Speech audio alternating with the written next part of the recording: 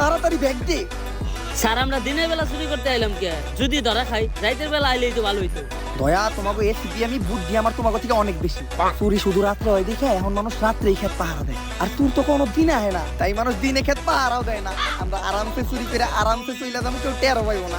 এসিপির plan এটা আজ পর্যন্ত কোনো প্ল্যান করে ফেল হই নাই। আমার ঘরে যদি কেউ ধরতে পারে তাইলে আমি নাম বদলে আনাম রাখুন। এই দিন দুপুরে আমার খেতে কি? স্যার আস্তে করে নামটা বদলে হালাম। আসসালামু আলাইকুম কাকা।